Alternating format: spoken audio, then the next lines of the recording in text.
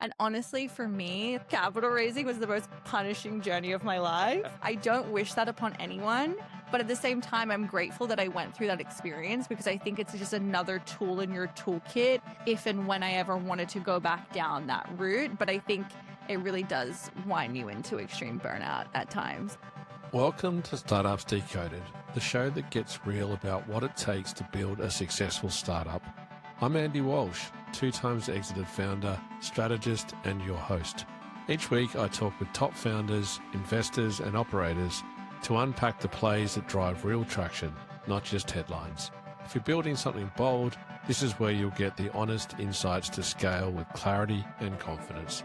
Let's keep growing together. Hit subscribe and share with your community. It would mean the world to me.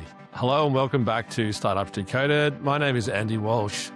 If you're fortunate enough to go through the founder journey, come out the other side, and are brave enough to start again, there's a lot of reflection that happens, and part of that is your motivations and purpose into what you want to do.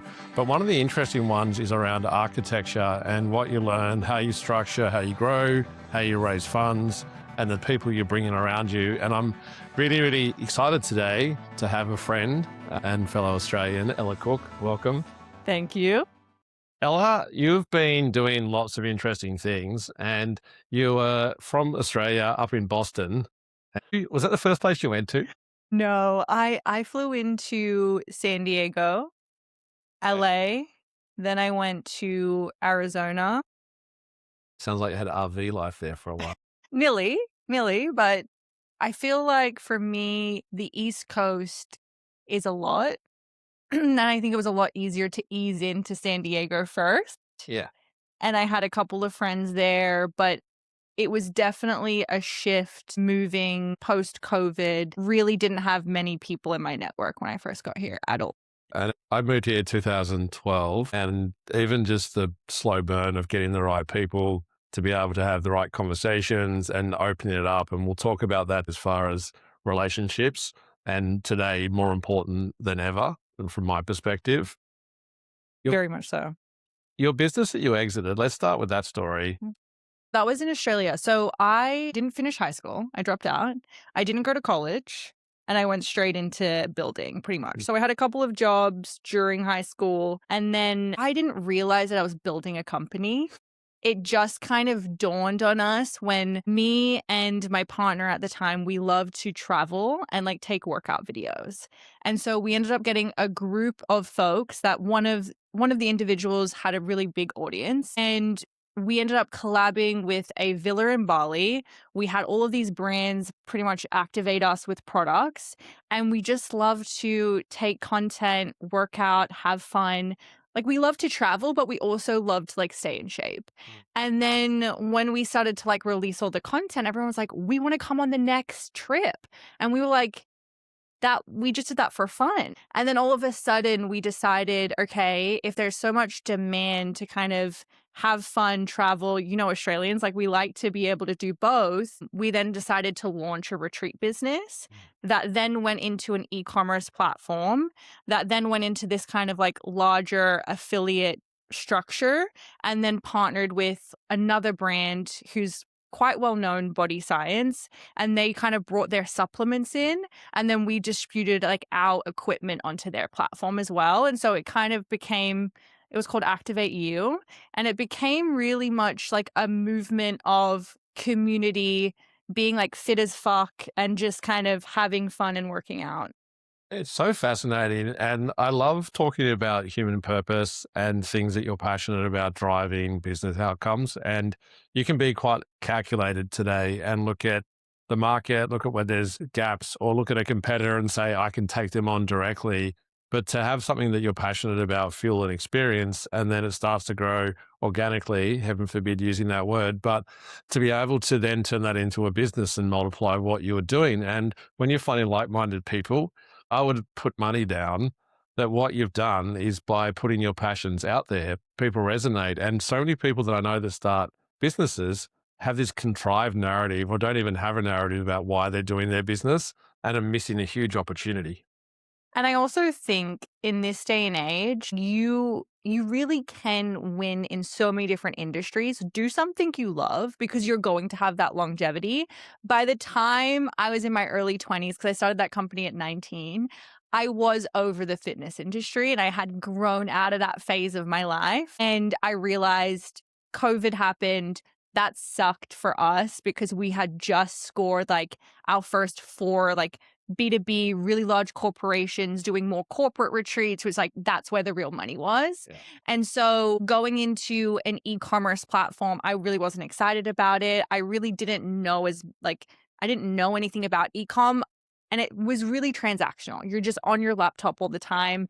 And I didn't even know the word community back then. It wasn't a thing in Australia, but I realized I really did miss that human to human connection and having the reward of something to look forward to, which was always the retreat. And so a local competitor ended up acquiring us. They were kind of like a gym slash they had an e-commerce brand and it was just really the right fit because they already had different distribution partners and they also had the warehousing to be able to store the equipment.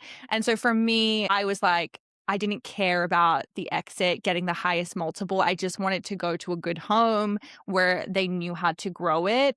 And and at that time, like during COVID, like mental health was such a real thing. And I ended up taking my passion of renovating homes and I went into like a full renovation, had no idea. Like you really lose your identity, especially at such a young age. Like that was my whole world. Mm. And I still do that now with like even with my last business. I realize I can't do like one foot in, one foot out. It's like either that is me and then when you kind of walk away from that, you're like, "Holy fuck, like, why did I put my whole identity, capital, like, your whole purpose into this business?" It's really interesting.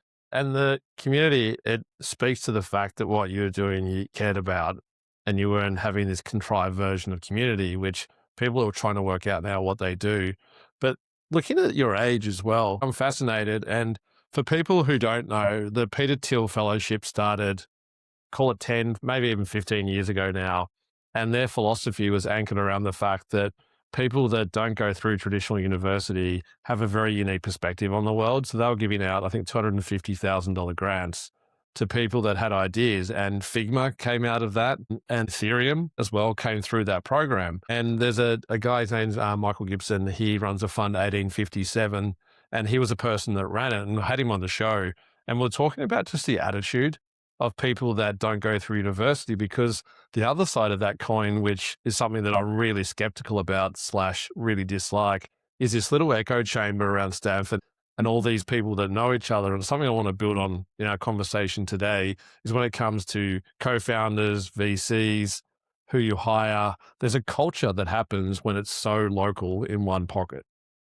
My first company was bootstrapped, obviously. Like they're as you know in Australia, like if you say you're an entrepreneur, people are like, "Oh, you're a drug dealer." There was no angel investor, like I didn't even know those terms. Yeah. And raising capital here, I was actually going to buy a boring business before I got into DFX. And so that I went through that whole process, which was really interesting to understand like the private equity model, the roll-up strategies.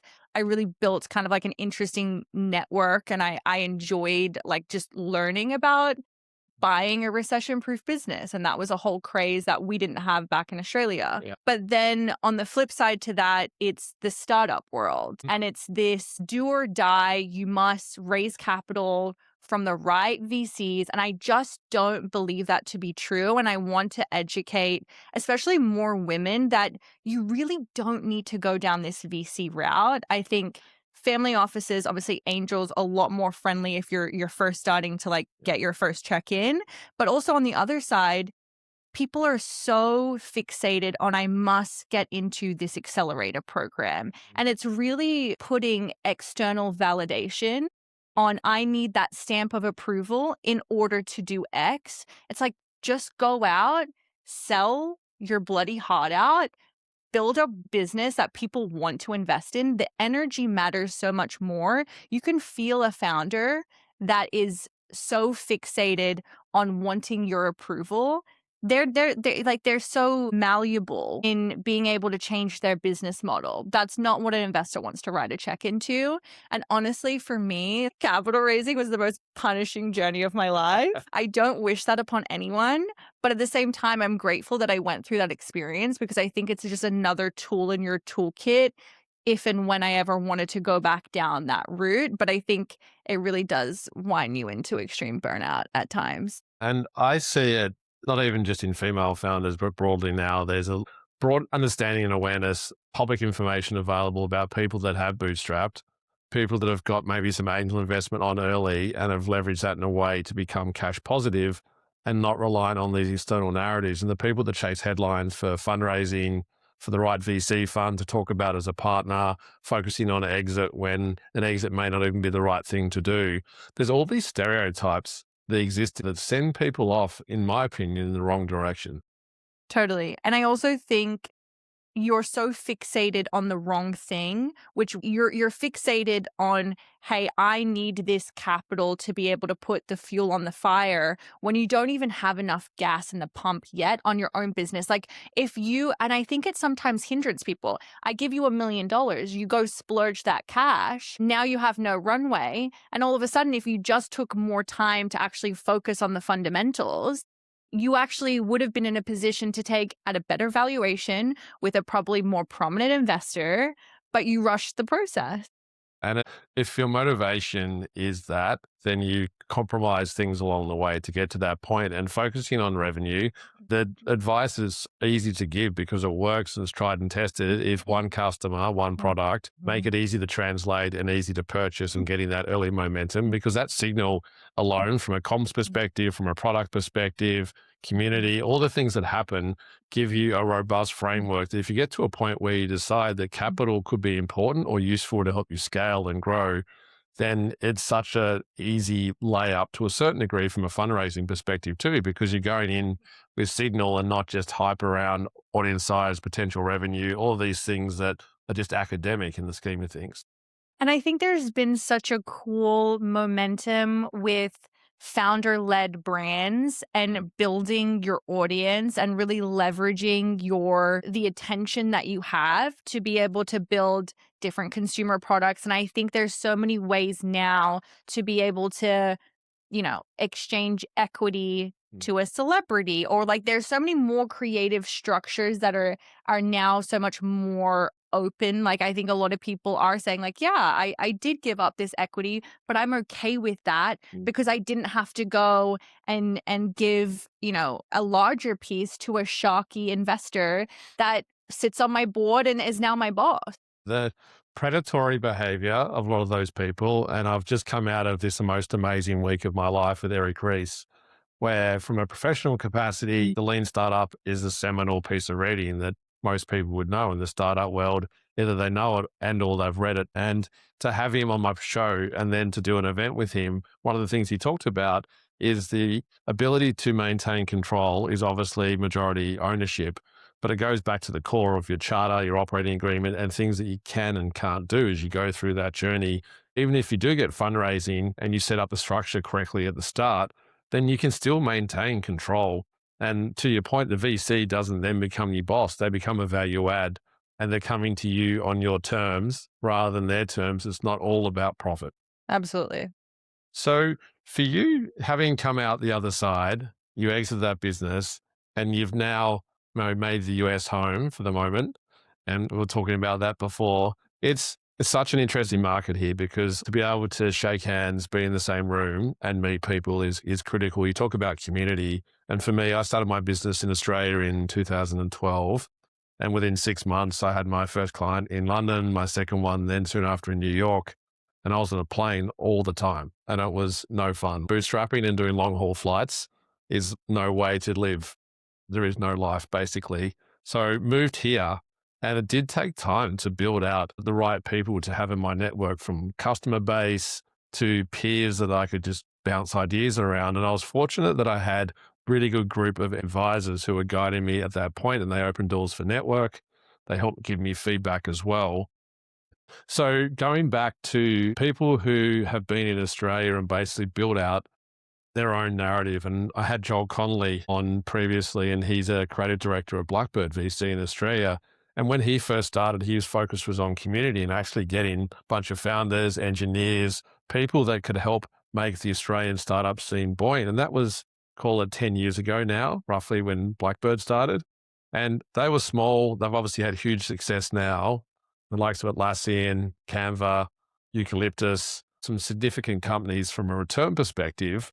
But what he was saying, though, is that there were no angels, there were no engineers. It was really small. But what's happened with those exits, all these people that invested in Fund 1 and 2 of Blackbird are now deploying capital from an angel perspective, but that's still uncommon.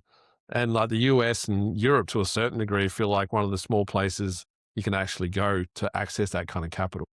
It's really interesting because I want to see more women inside of those funds, inside of the pre-IPO opportunities, because I do believe, like, investing in Anthropic, there's no way from Australia I would have had access to that. I don't believe that to be true. It could have been, but I really do believe it's your area of proximity. And as you said, it's like, where are you spending your time? What is the caliber? Like, are you going to the same circles, or are you pushing yourself outside of your comfort zone? And I think that's something that luckily I'm very good at, is I can speak to anyone. And I think when you have that charisma and that energy and that excitement about being in a new sector, a new city, I think that's where you really gravitate towards people that, if you're curious and you'll ask them questions, they'll open up. So an example is, I was actually at Othership for a founder and investor event, and that's where I met my best friend, who then I got access to Anthropic. And investing in pre-IPO, like, one of the best investments I've ever made. I am going to exit it before the IPO because I just don't want to be in the lockup period. But I think we need to be speaking about this more on platforms so that women can start to understand, because there is so many family offices that are about to go into a huge liquidity event. And I think right now, like, family offices are great because they are producing capital into areas that are impact, passion, underrepresented. I think the VC model, yes, there are VCs that are coming out and focusing on different underrepresented communities, but at the end of the day, they have LPs that they need to. It's always going to be, let's get the ROI. You have a reputation and you're using someone else's capital. So I think it's exciting to see with these IPOs, like, what is the future of the private capital markets going to look like? Are these, is SpaceX just gonna, like, is it gonna continue to go up? Like, I'm really curious. Everyone has their own perspective. I'm curious on yours. Quick word from our friends at Deal. Founders, are you hiring? Whether that's your first person or your 50th, you've probably already hit the moment where the best candidate isn't even in your city, let alone your country. That used to mean so much paperwork. Deal removes all of that. One platform that lets you hire in days. They handle payroll, compliance, contracts, and benefits. Plus, they're across 150 countries. Don't lose good people because logistics were too hard. Deal solves that problem. Check it out, startupsdecoded.com/deal. That's DEEL, startupsdecoded.com/deal. Two things I want to scratch for me is that I went to an event with Forge, who are publicly listed, and they created a platform. It launched, call it a year ago, and it's basically buying and selling on the secondary market like you would on the public market. And it's fascinating to look at pricing and what's happening from a generation of return in there. And it's really understated as far as how much volume is going through. Part of it is VCs, which they would never admit to. They're very discreetly getting capital back out of investments that aren't the same level of volume that they thought. They've still made a multiplier, but not the 50x that they needed to repay the LPs. So they're very quietly pulling investment back out on the secondary.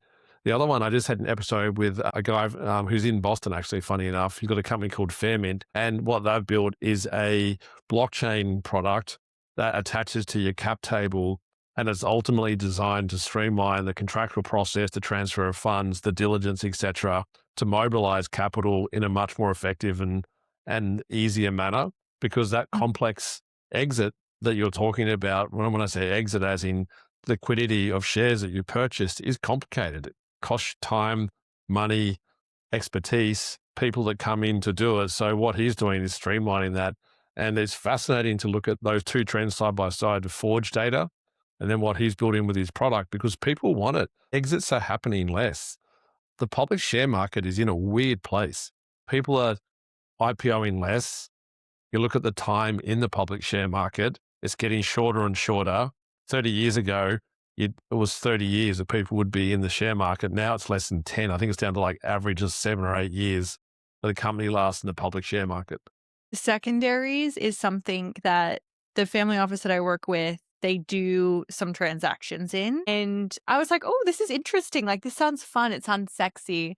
And then next minute, all it is you're on WhatsApp 24/7, and they're a fake proof of funds that you will end up in the same group WhatsApp chat with a fake buyer and the fake seller, and they're trying to put two together.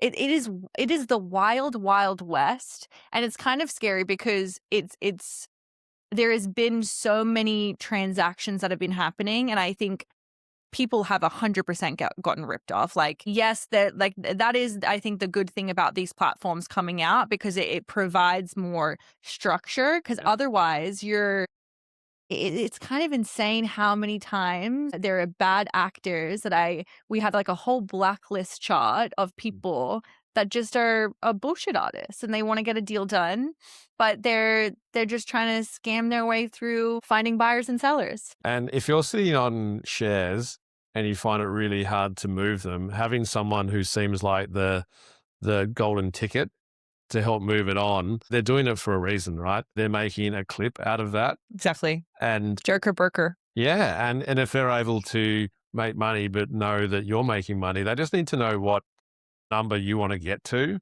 And then they can basically trade and make money off your money, sometimes at much higher rates as well. And the biggest trend that I see off the back of that is ESOP programs. So for early hires that are getting equity and are sitting on all of this stock, but they can't get liquid until their founder or board decide to actually have a formal exit event.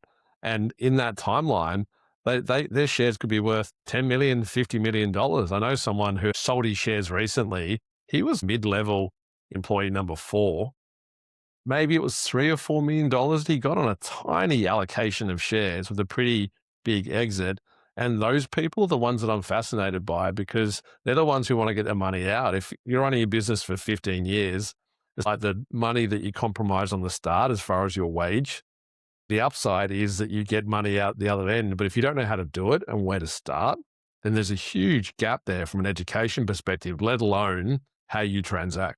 And I think on the education perspective, there are so many companies where we're all delusional. And so we're all going to think we're the hottest thing since sliced bread. And at the end of the day, you still need to make sure that you're getting good money in the bank, because there is a high likely chance that equity, you may not ever see the liquidity event. So I think it is really important, like that story there, getting the 3 to 4 million. Don't walk into a job offer having the expectation that you're going to get that. I think it's really important, because I do love equity. I love ownership. I think in my last company, like every single person on our team had equity. It was so important for us to have that culture mindset of you show up as an owner. But at the same time, I also realized that, there's no value to that until there is. Absolutely. And even if you want to sell and you find a way that you can, even at that point, from a contractual element, there may be things in your employment contract. And if you're 25 and you sign up for a job and you're getting paid 50 grand a year and you get 1%, the terms that actually live behind that, as far as allocation of capital, the tax obligations as well. And there's all these things that you need to be educated on too. So you need to go in with eyes wide open on your employment contract, but also the allocation of shares, like Dragon Tag, all the things that ultimately input and influence what you can and can't. And I think that's the beautiful thing about like AI and like Claude coming out with these different types of plugins to have, a lawyer structure to be able to review these documents. And I think now more than ever, there's no excuse to not understand really like what are you signing up for? Absolutely. And you can just sense check it a little bit. And even if you get a final review of someone who's an expert from a legal capacity, rather than paying them five, $10,000, do the heavy lifting yourself, get together a fact sheet and just get clarity around what you're doing. And that review may take them 3 or 4 hours. So you're talking maybe $1,000 rather than $10,000 just for peace of mind. Yeah, exactly. So, like, we're bounced around here a little bit, but what I'd love to look at now, as far as building on that story, is that you went through it in a way where you were doing something that you were passionate about. You had an exit, and you've had 4 businesses that you've started now. Some of the lessons that came out of that, clearly, you've had some reflection because you're talking there about moments in time in your life where you just followed something, not really thinking about what's coming next. Is there more structure? Because today we're talking about architecture in the sense of how you think about designing, building, launching, raising, exiting through that. What are some of the foundation principles that you've now adopted? And obviously they can be fluid to a point, but what are the things that you would say are just mandatories from your perspective now? I think I'm still dissecting from my last company and like really actually like journaling on the parts where I didn't actually listen to my intuition. And I think it's really interesting, especially as women, immigrants, when you're in a completely new environment, you can really get into a fight or flight state. And I think it's really important at any level to really make sure that you slow down because in a startup environment it's so fast paced and you're sometimes just running on fumes constantly. So I've realized now I've really got to be structured and disciplined with myself on time blocking to make sure I have enough space to really come back to, is this that I is what I'm doing today going to set me up in 5 to 10 years? And I'm really anchoring into that because I think there is so much beauty in building a business that has longevity. And I don't think about this from a startup approach anymore. I more think about this as like a legacy that I want to build. And I think going through the startup grind, understanding the investing side, I'm still coming back to what I've been thinking about for since my first exit, which is how do I do something that is bigger than myself? And I think when it's bigger than yourself, the foundational structure is you organically will ooze energy that is infectious. And I think it really does come back to your intention. Yes, there it needs to be structure in place, but I think what is your intention with this business? What is the intention with this startup? What is your intention with this investment? And coming back to your values. And that's what I've realized is I got so fixated on the shiny object of having, this high growth, startup and it sounds really sexy, but I realized that really wasn't my dream. That was my business partner's dream. And so I got so caught up in a mask that really wasn't me. And I think that that took me a minute to realize, but once I was out of it, I was like, wow, like looking at this journey, I really did lose myself. And I think all the money in the world, if you don't come back to your values and actually live a life that is on your terms and it's built in a way that isn't by society's expectations, your mom, your husband, it has, you have to do it for you. And so I think that's my biggest lesson to myself of the last decade of building companies is I really have to make sure that I'm intentional because I do spend 99% of my time building. Like I'm addicted to it and it can be very unhealthy. And that self awareness is interesting. And my first business was anchored around music technology. And then from a very young age, I had the most amazing vinyl collection because of my mum and dad.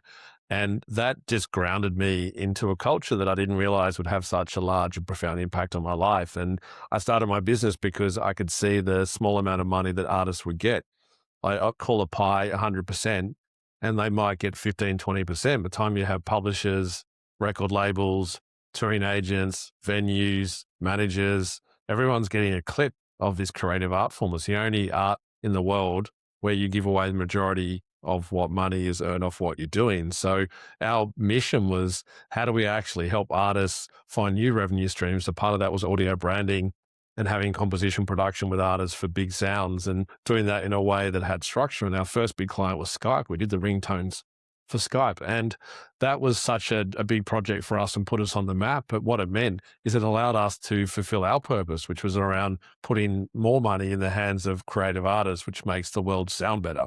It's Mm. literally as far as what we were doing. And that always allowed me and the team to be focused on, why are we doing this? And I didn't realize at the time just how much that was such a grounding moment in making decisions, in thinking about creative opportunities, strategic partners, when we exited, who that person was going to be. It wasn't a big shark that would then take it and exploit it. It was actually someone who had the same aligned mission to carry it forward and continue to support artists like we had. And I think it's exactly right. Like any route or business you would have chose, it's still going to be hard. Like it's going to be so painful. And I think I lead with that vulnerability that I've had many business ventures, business relationships that have failed. And at the same time, I'm so grateful that they didn't work out because that path was not meant for me. And I think it's anchoring back in and letting go of the ego of being like, am I actually living in my truest authentic self?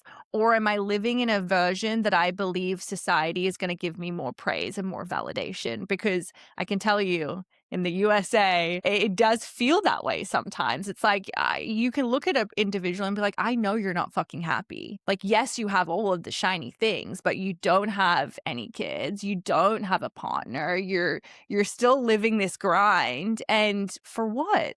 Like, life is so fucking short.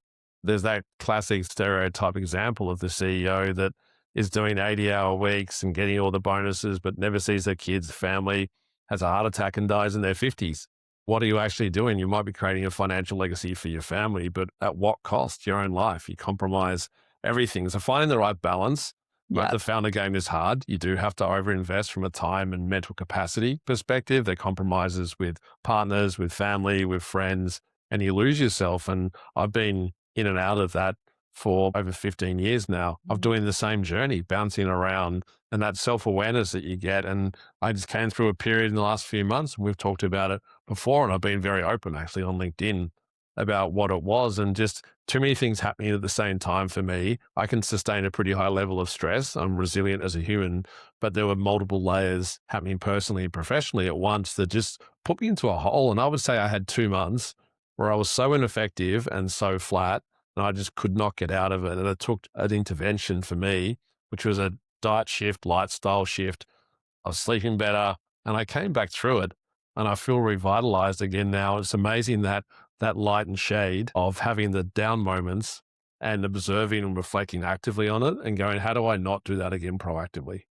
I love that. And I think it's so important. Like it's on both sides, right? Because in order to really become time rich, if you have a belief system that I don't have enough time to work out today, I don't have enough time to be able to focus on my health and wellness, that's not a priority to me. I need to be all into my business. Then in a decade or two, when your kids get a little bit older, you don't have that energy, you don't have that longevity. So you're paying the price.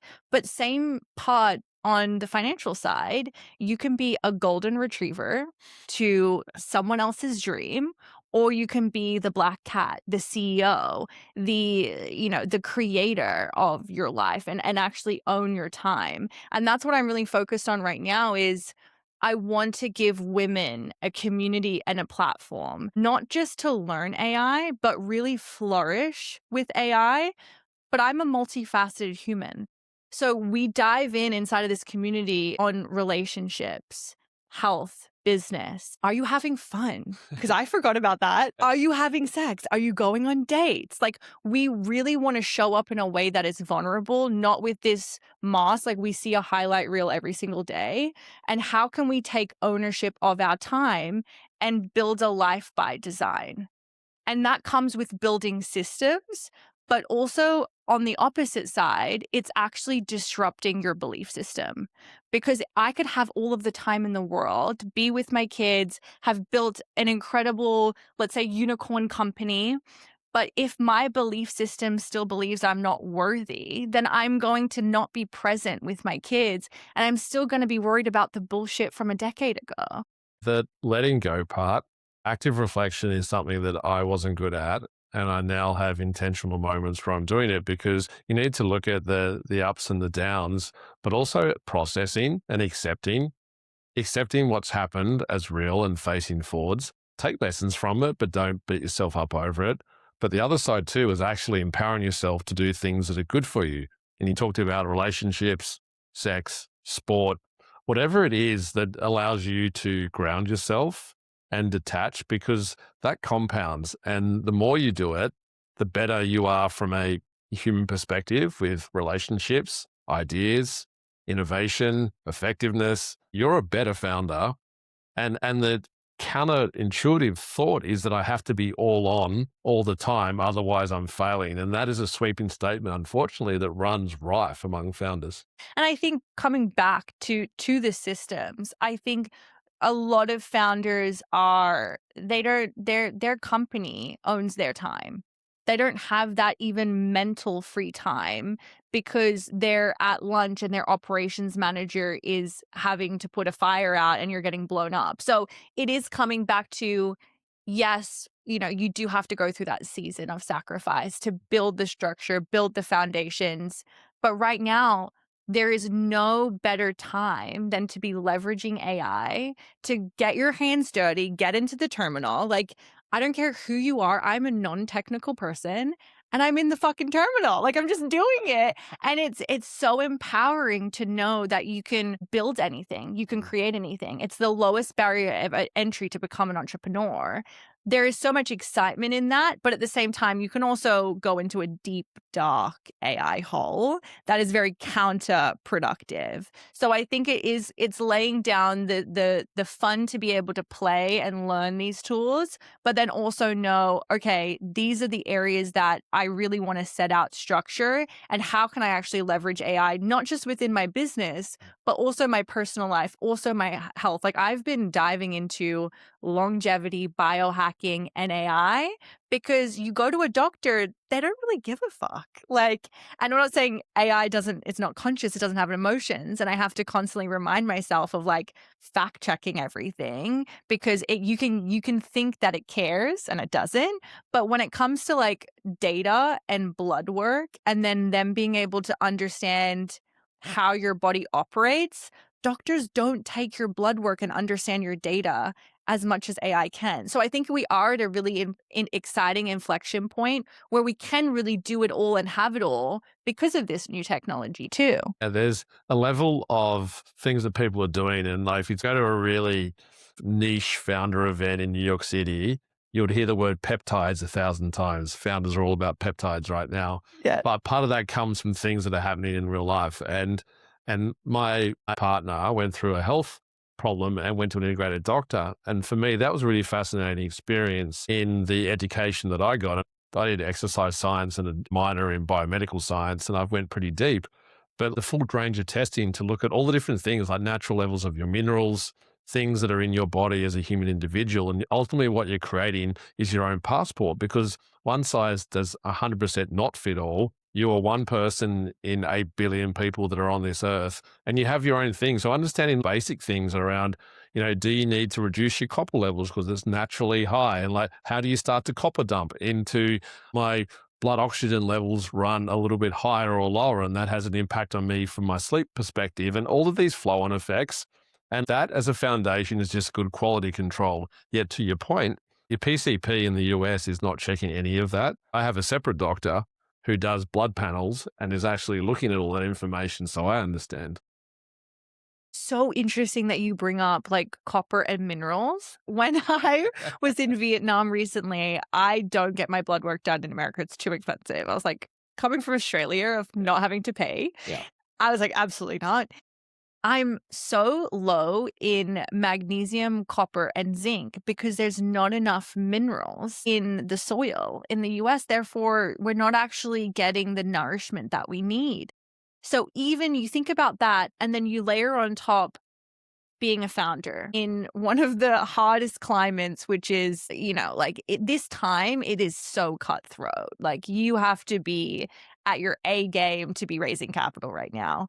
You then have to have relationships. You then have to, like, maybe have some fun. You have to look after yourself. It's like the list of us in 2026 to be a it's fucking not easy. And so what I'm really curious about is the next generation. We grew up in a time where I'm grateful that I can relate to the older generation and really see what it was like being a 90s baby. But then you look at these 2000 babies and you're like, "Holy shit, dude. Like, I don't know what your future is going to look like." Therefore, I'm concerned about having kids because I just don't understand what this world is gonna look like, and I hope that it does become to a place where there is human flourishing, but at the same time, I'm not gonna lie to you that there's a deep part of me that is, like, wants to go into a farm, grow my own vegetables, and live a different life, and then come into the city when you want to, but it's not. I think a lot of people, for longevity purposes, if you are a serial entrepreneur, we do have to take care of ourselves more than ever. There's so many things I could unpick there. But the food part is interesting. Food safety is one of the biggest concerns in the world right now. And being Australian, we're fortunate in that it is all self-contained. There's seasonal things that they import, but you don't need to. You can get fresh food. And I was back in Melbourne recently staying with my mum and dad, and we went to a local farmer's market and we got some carrots, and I just washed a carrot, ate it. My gosh, the flavor of this carrot, I'm like, oh, that's what a carrot actually tastes like, rather than this watered down version that we have here. And let's not go too much into food, but for me, diet and health is one part of it. And New York City, where we are, is relentless. It's the seasons are extreme from heat and cold. The noise is a lot. There's a lot of really quirky characters here that you have to navigate. And then there's business part of it too, which is the most competitive in the world as far as what you're doing. So all of these things that you're navigating all at once, focusing on purpose and what you're doing allows you to rise above a lot of those things together. I come back to that to any of my founders that I have invested in or I mentor or advise. How do you go back to something really single minded as a founder, as a human being, that allows you to be motivated, something far greater than the business itself, and having that North Star that you called out before that you never reach? That's not the idea of a North Star. It gives you direction like any navigation, and that may move a little bit and the journey may zigzag, but that ultimately gets you to a much greater place of purpose and being grounded and feeling pride in progress every day rather than an outcome, which is the focus for so many founders. Is you're fighting to get to some point, and when you get there, you've had an exit and you pause and you go, doesn't actually feel as good as I thought. It's like buying a new car. New car's great for a month until you pull up at traffic lights. Someone pulls up beside you with the next model, and you kind of go, oh shit, I want the next one now. You're never fulfilled. And I think that's why it's so important, especially in larger cities, to make sure you anchor down those individuals that bring you back to reality. And I believe that curating your network and your relationships and being like setting your boundaries. I think that's one thing that in New York City, not drinking, like I don't have as many friends, but I'm happy about it because it is harder to lock in these cities. But as you're saying, there is this journey that we're all going on as humans is figuring out like what does our truest authentic self look like. And I think us as founders, we're wearing so many hats and we're so multi-dimensional Mm. that it is really important to understand that you don't have to do it all. You can get support and also be vulnerable because people don't want to hear about all of your wins. We also want to know that you're human too. And we want to hear like the stories that have made you stay up at night and really you've gone through it because at the end of the day, like wounds turn into scars scars then turn into wisdom. And I think that's the beautiful part about like all of my messiness and my journey of being an entrepreneur. I wouldn't change it for anything.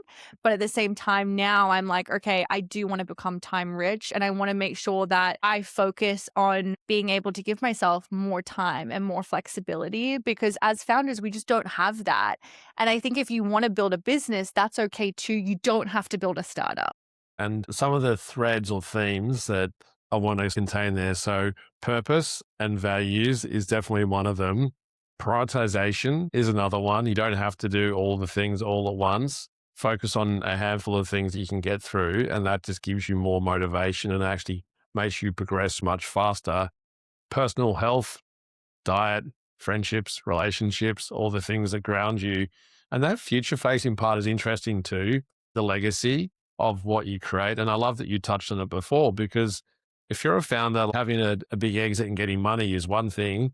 Leaving a positive trail behind you that continues to influence more people and change the world that we live because anyone would be naive to say that right now we're going to probably go into a much darker, deeper state in the world and we need to be resilient for that.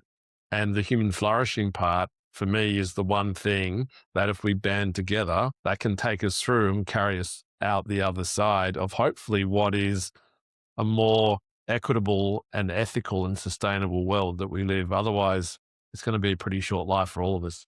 That's why I think the wealth transfer right now is so important more than ever. And that's why I love to see the rise in the supporting of underrepresented communities, the distribution to more capital in different parts of the world, because we are seeing these liquidity events. And I think that's what's really exciting is if we can make sure that this next generation of entrepreneurs, of investors, understand that we have a choice to curate this life. Like the government doesn't know what the fuck to do. Like, Yeah. let's be real. Like, we need to be able to make sure as a community, as an ecosystem, we're taking care of one another. And I think with social media and with just media in general, the narrative is so far deep in fear that it's causing a lot of folks to just not know what to do. And I think that's why I'm excited to create more education around AI, entrepreneurship, my failures. How can we build in a sustainable way? Because you're going to need your mental health for this next journey. Because it's like, it's going to be really interesting with robots and, everything that's coming into play. But then even thinking about dating, like it's such a uphill battle with what's happening on the internet right now. And it's making us lose like, you go out to places, even in New York, which makes me really sad, and people just aren't connecting. Like, that's why I'm glad that I am in the startup industry because you're always going to events, so you're never short of meeting people. But at the same time, it's like for the people that aren't in our bubble, you kind of go to a different style of event, like, no one's talking to each other. Yeah. People have lost the art of conversation and connection and community and a whole bunch of other C words. But it's literally the ability to sit down and talk to a stranger. Just be curious and asking those things because right now, the latest research that I've read is that people 18 to 25 are spending 90% of their downtime on their cell phone. So outside of work, sleep, eating, things that you have to do, the time that you have outside of that, 90% spent on your phone, whereas it would have been meeting up with people. Drinking's really interesting piece too. You don't actually physically have to have alcohol, but the social experience of finishing work, meeting up with friends, colleagues, having conversations, it's where you meet maybe a partner, maybe you meet your next boss, maybe you meet your co-founder, maybe it's just a friend who is into some random hobby that you have and you find something that you're passionate about.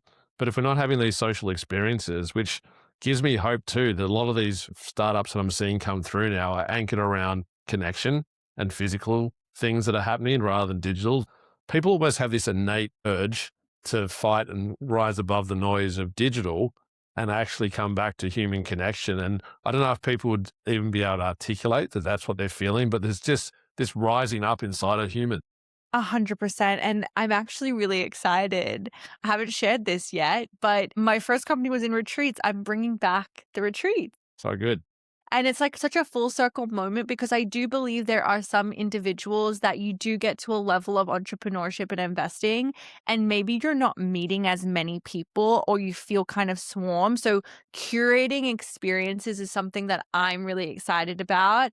And also doing things that are just like fun, like networking, like going around into a private capital event with, you got your wine and you're just all talking about small talk.